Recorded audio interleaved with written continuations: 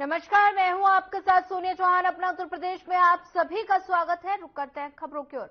गृहमंत्री अमित शाह ने उत्तर प्रदेश के उन्नाव में हुए सड़क हादसे पर सोशल मीडिया एक्स पर ट्वीट कर दुख व्यक्त किया। गृहमंत्री ने लिखा कि इस दुख की घड़ी में भीषण हादसे में जान गंवाने वाले लोगों के परिजनों के साथ हैं और साथ ही स्थानीय प्रशासन घायलों को हर संभव उपचार उपलब्ध करा रहा है और स्वस्थ होने की कामना की जा रही है।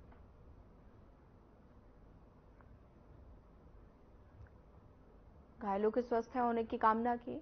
उन्नाव में हादसे पर गृहमंत्री अमित शाह ने सोशल मीडिया एक्स हैंडल पर दुख व्यक्त किया, घायलों के स्वस्थ होने की कामना भी की। उन्नाव में भीषण सड़क हादसा हुआ और हादसे में जान गंवाने वाले को लेकर गृहमंत्री अमित शाह ने दुख जताया है और साथ ही घायलों के स्वस्थ होने की कामना भी की है।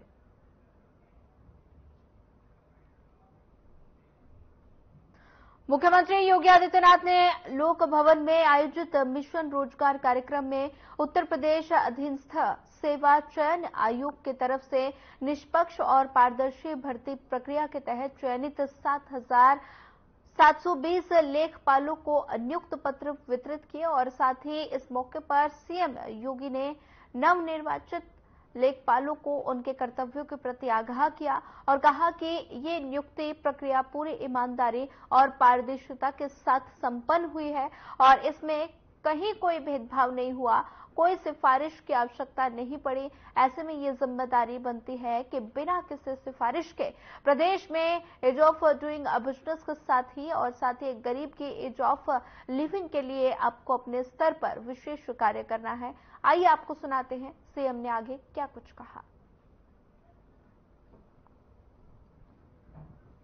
मिशन रोजगार के अंतर्गत नियुक्ति पत्र वितरण के आज के इस कार्यक्रम में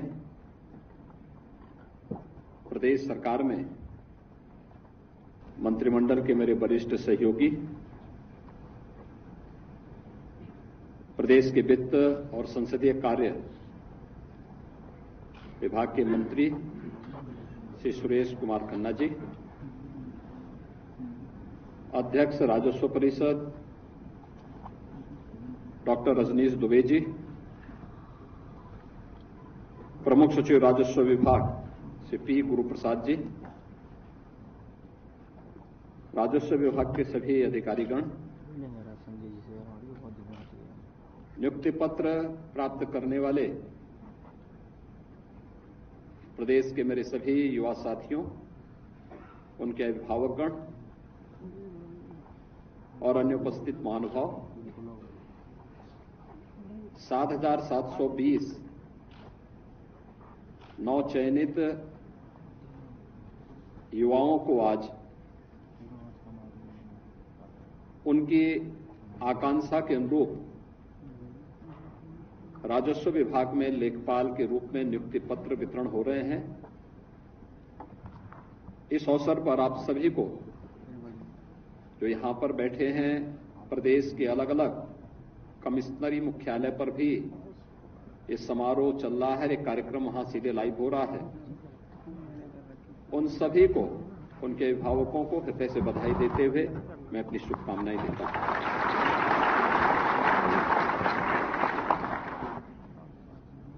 आप सब जानते हैं कि राजस्व विभाग एक बहुत महत्वपूर्ण विभाग है और उस विभाग की कार्मिकों की जनता की सेवा की नींव के रूप में लेखपाल की भूमिका बहुत महत्व रखती है। वर्षों से मांग चल रही थी, लेखपालों के पद खाली पड़े हुए थे और प्रदेश ने आम जनमानस की सुविधा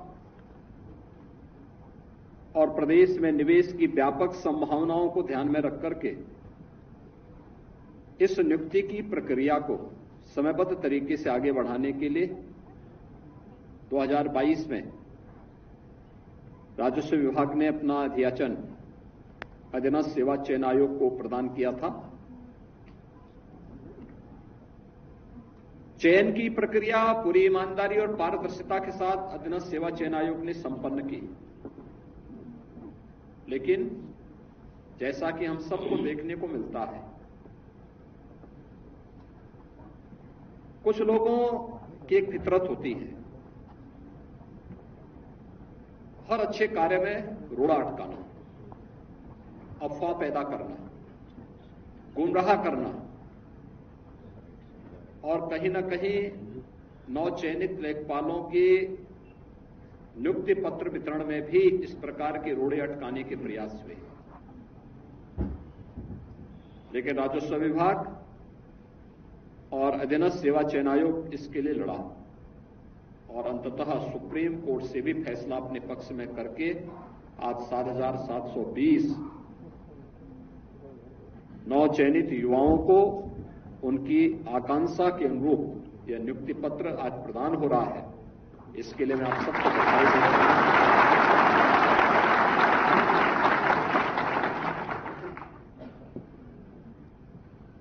यह प्रक्रिया पूरी होने के बाद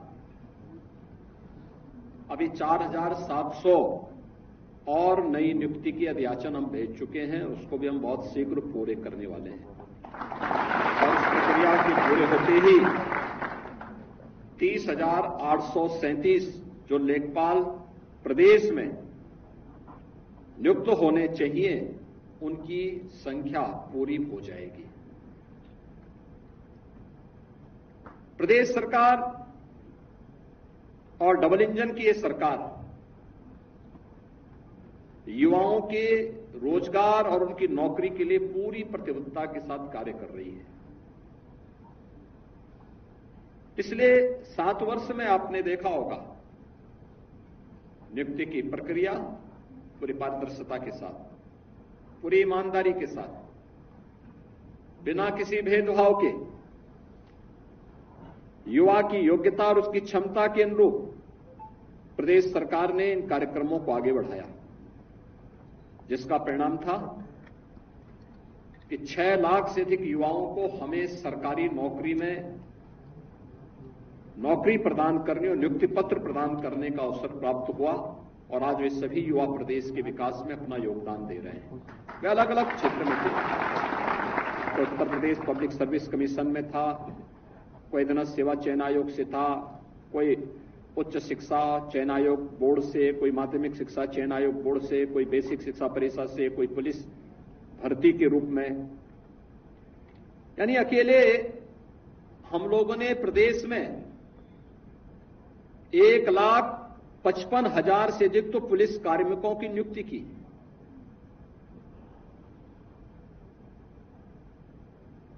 एक 1,54,000 से अधिक हम लोगों ने शिक्षकों की भर्ती की प्रक्रिया को पूरा किया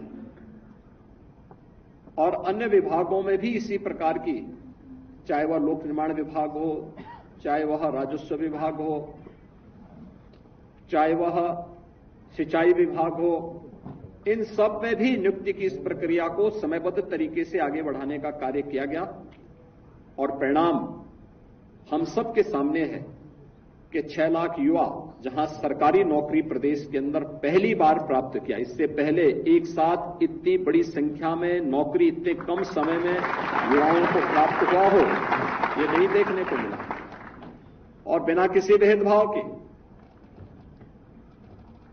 उसके साथ आरक्षण के नियमों का पालन करते हुए, योग्यता और उसकी क्षमता के अनुरूप उसकी प्रतिभा का सम्मान करते हुए जब चयन की प्रक्रिया पूरी हुई तो आज वो युवा अपनी प्रतिभा और अपनी योग्यता का लाभ प्रदेश को दे रहा है। लेकिन 2017 के पहले क्या होता था? ये जो भर्ती आधे लेखपालों के पद खाली पड़े हुए क्यों पड़े हुए थे? क्योंकि भर्ती नहीं होती थी। भर्ती की प्रक्रिया में तमाम होल थे। भर्ती की प्रक्रिया को पहले ही चाचा भतीजे की जोड़ी वसूली के लिए निकल पड़ती थी और पूरा खानदान अलग अलग जिले आवंटित हो जाते थे। मुझे याद है लेखपालों की भर्ती की एक प्रक्रिया को कैसे इन्होंने दागी बना दिया था। लेकिन एक ये प्रक्रिया है, इस 7,720 लेखपालों की पद प्रदेश के अंदर भरे गए और मैं कह सकता हूं, एक भी व्यक्ति ये नहीं कह सकता कि अभियाचन से लेकर के नियुक्ति पत्र वितरण की इस पूरी प्रक्रिया में चयन की प्रक्रिया हो या उनको नियुक्ति पत्र देकर के जिला आवंटित करने तक किसी को सिफारिश कराने की आवश्यकता नहीं पड़ी, किसी को यह कहने की आवश्यकता नहीं पड़ी साहब हमारी तैनाती हो जाए, क्योंकि उसे मालूम है, उसे विश्वास है और युवाओं का विश्वास हमारी सबसे बड़ी पूंजी है, क्योंकि इस युवा के लिए ही सरकार पूरी ताकत लगा रही है, जिससे उसके उज्जवल भविष्य के माध्यम से हम प्रदेश के विकास के पथ को अग्रसर करके उत्तर प्रदेश को देश की सबसे बड़ी अर्थव्यवस्था के रूप में स्थापित कर सके। ये जो प्रक्रिया हमने यहां पर प्रारंभ की, ये प्रक्रिया उसी का हिस्सा है। 6 लाख सरकारी नौकरी मिलना और साथ साथ प्रदेश सरकार ने बेहतरीन कानून व्यवस्था की स्थिति पैदा करके जो माहौल प्रदेश के अंदर बनाया, आज उसका परिणाम भी हमारे पास है। प्रदेश में अब तक हमारी सरकार 15 लाख करोड़ रुपए से अधिक के निवेश के प्रस्तावों को ग्राउंड ब्रेकिंग करा चुकी है, यानी उनका जमीनी धरातल पर उतारने में सफलता प्राप्त कर दी है और हमारे पास अभी लगभग 30 लाख करोड़ रुपए के निवेश के प्रस्ताव बाकी हैं, जिनको जमीनी धरातल पर उतारने की कार्रवाई हमारे स्तर पर चल रही है। जो बेहतरीन निवेश का माहौल प्रदेश के अंदर बना है, एमएसएमई सेक्टर को प्रोत्साहित करने का कार्य हुआ, इन सब से भी हमने प्रदेश में 1,62,00,000 से अधिक युवाओं को अपने ही गांव और अपने ही घर में, अपने ही जनपद में नौकरी की संभावना उपलब्ध करवाई। ये भी प्रदेश के युवाओं के लिए एक अवसर प्राप्त हुआ। पहली बार इतनी बड़ी संख्या में अपने जनपद और अपने गांव में सुविधा प्राप्त हुई।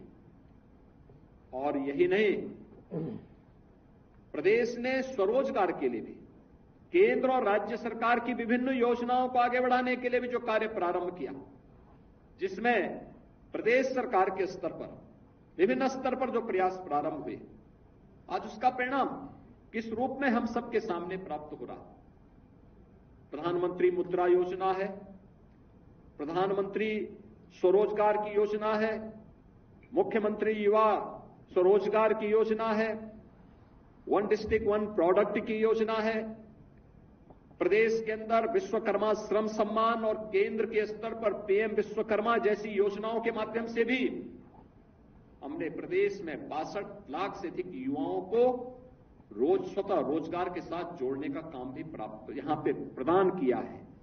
आज इसी का परिणाम है, अनएम्प्लॉयमेंट रेट यूपी का तेजी के साथ नीचे गिरा है और अधिक से अधिक मात्रा में युवाओं को नौकरी और रोजगार, स्वतः रोजगार के साथ जोड़ने का एक अवसर प्राप्त हुआ है। मुझे याद है 2017 के पहले इसका परिणाम, लोग कहते हैं कि आखिर इन युवाओं को नौकरी देने से क्या हुआ। मैं कहता हूं इसका परिणाम हुआ कि उस युवा ऊर्जा ने, उस युवा प्रतिभा ने अपनी योग्यता को साबित किया। 2017 के पहले जो उत्तर प्रदेश देश की 6ठी अर्थव्यवस्था माना जाता था, वही उत्तर प्रदेश आज देश की दूसरी बड़ी अर्थव्यवस्था और सबसे तेजी के साथ स्थापित किया है। ये जो कार्य हुए हैं, इसने उत्तर प्रदेश को एक पहचान दी, उसने उत्तर प्रदेश को एक पहचान दी।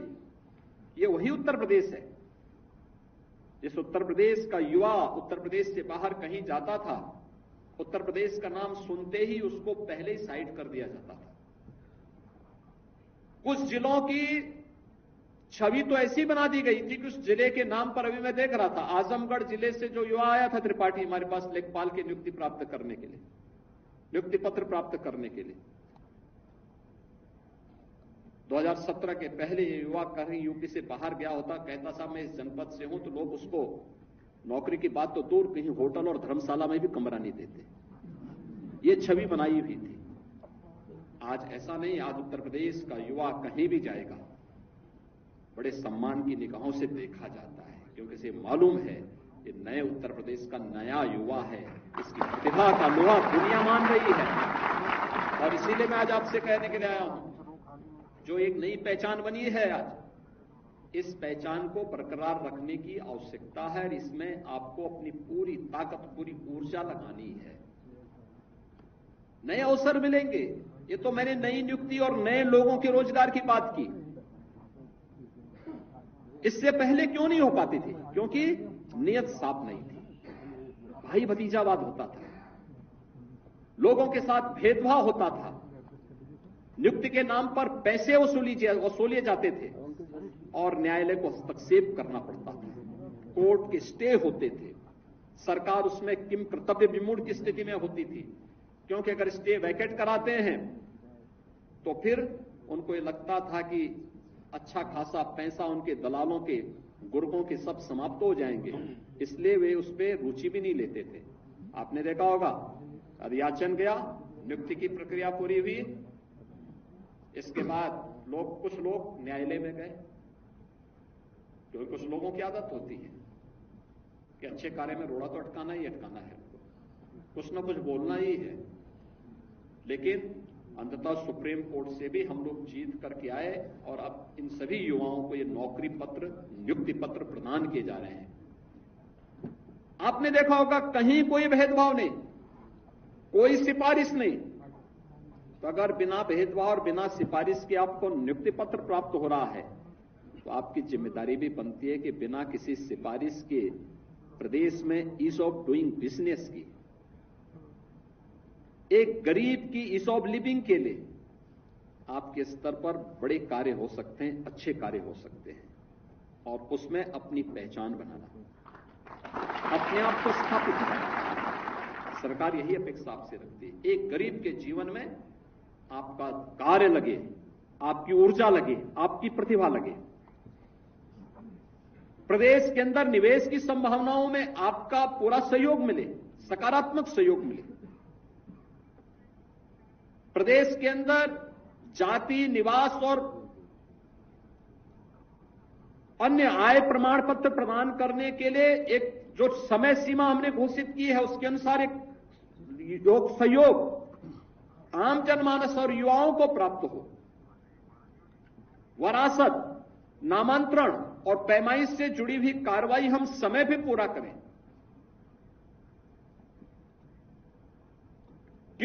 कृषि को अकृषि घोषित करने के लिए प्रदेश सरकार ने रिफॉर्म किया कि 45 दिन के अंदर स्वतः अधिकारी को इसको करना होगा, अगर नहीं करेगा तो डीम्ड मान लिया जाएगा।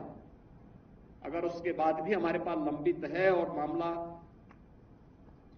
कोई व्यक्ति उससे पीड़ित है, इसमें जवाबदेही भी शासन स्तर पर फिर होती है। आईजीआरएस में हमारे पास बहुत सारे मामले आते हैं।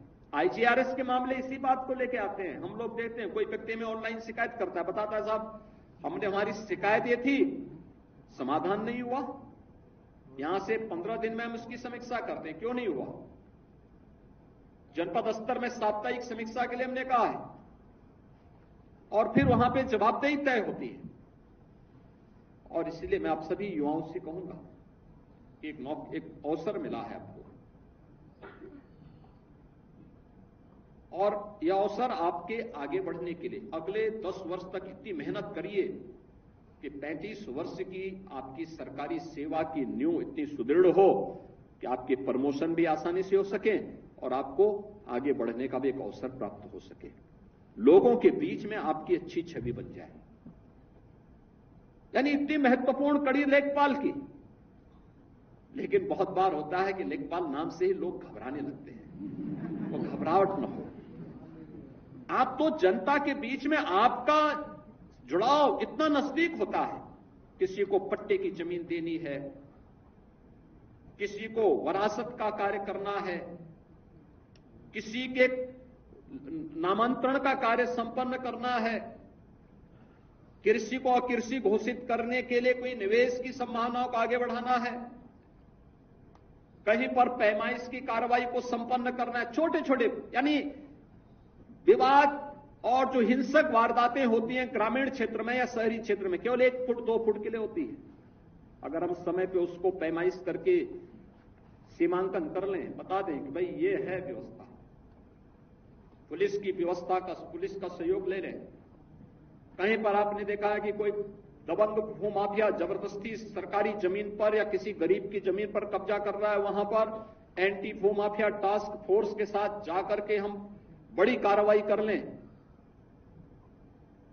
कहीं पर निवेश के लिए कोई प्रस्ताव आया है, उसको समयबद्ध तरीके से आगे बढ़ा लें। आपदा, बाढ़ जैसी आपदा को लेकर के हम समयबद्ध तरीके से लोगों को राहत दे दें।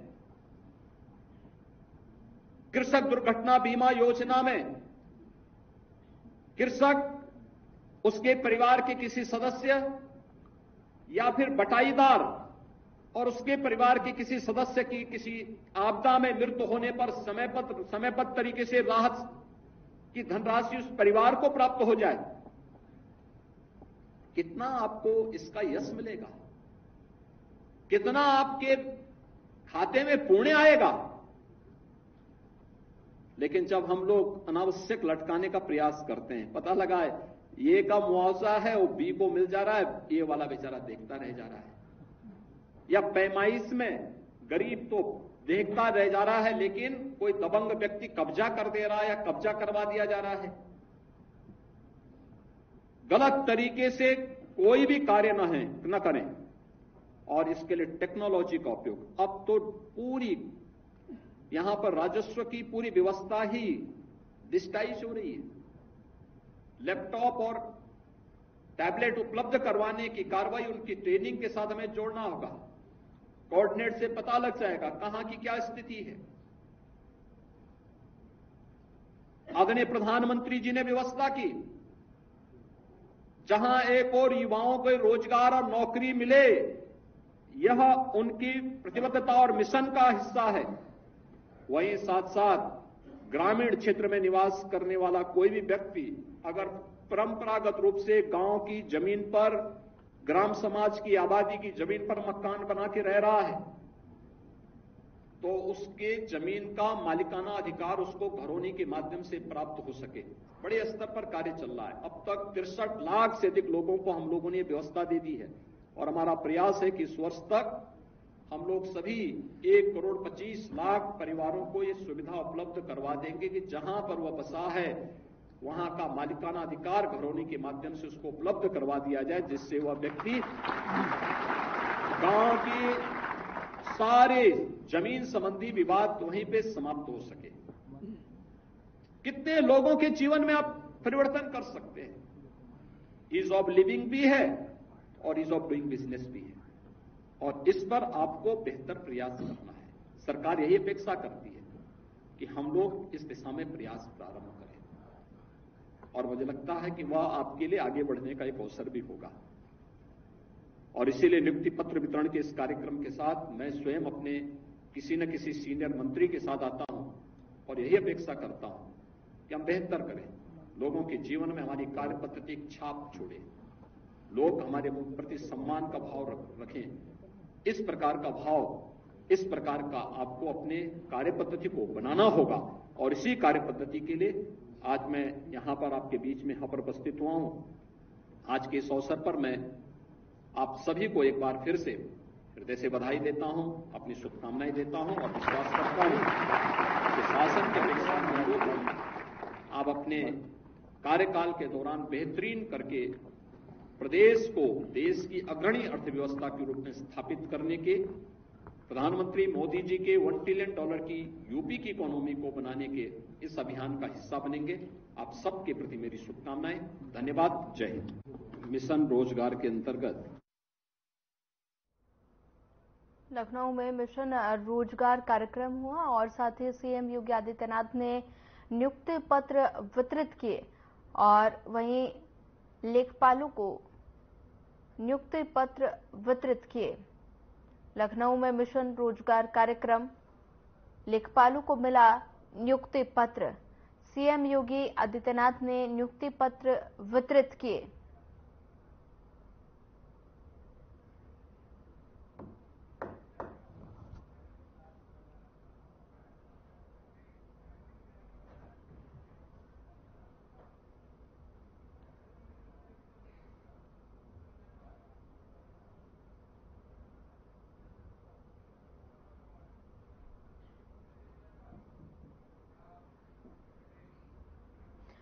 सादा टीम के channel head Brijmohan Singh Raghuvanshi Moscow में है, जहां उन्होंने प्रधानमंत्री नरेंद्र मोदी के रूस के दौरे के बारे में लाल बहादुर शास्त्री के परिवार से बातचीत की। आगे उन्होंने क्या कुछ कहा, आइए आपको सुनाते हैं।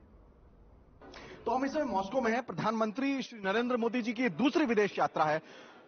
पूरे विश्व में भारत इकलौता ऐसा देश है जो कोरोना के बाद से जिसने जो चुनाव के बाद से अपने आप में वो वापस सत्ता में आते हैं। मोदी जी उसमें से एक पहले प्रधानमंत्री हैं। अमेरिका और यूके के बाद खासतौर से यूके में खासतौर से आप देख सकें कि वहां भी प्रधानमंत्री बदल चुके हैं और हमें हालांकि सिक्योरिटी बोले सर ये आखिरी हमारा वो रहेगा। उसके बाद हम यहाँ पे मौजूद हैं क्योंकि जब हम ताशकंद की बात करते हैं, रशिया की बात करते हैं, तो उसमें ताशकंद का जिक्र जरूर आता है। लाल बहादुर शास्त्री जी की मृत्यु यहाँ हुई थी और खासतौर से आज उन्हीं के परिवार के एक सदस्य, बहुत सौभाग्य की बात है हमारे चैनल के लिए। सर आप लाल बहादुर शास्त्री जी के परिवार के हैं। जी, ग्रेट ग्रैंडसन सुकृत शरण। तो सर क्या आप यहाँ पे आज मॉस्को में कैसे आप हैं या इस कार्यक्रम के लिए कैसे आप यहाँ पहुंचे sir? We have some businesses in Saint Petersburg. हमारे कुछ इन्वेस्टमेंट्स है सेंट पीटर्सबर्ग में और हम काफी सपोर्ट कर रहे हैं रशियन इंडियन बिजनेस एक्टिविटीज को। We are supporting innovative activities. हमारे खुद के projects we are putting up there in Saint Petersburg, in Dubai, and we are supporting. फिलहाल इस बुलेटिन में इतना ही। ज्यादा खबरों के लिए बने रहिए हमारे साथ। नमस्कार।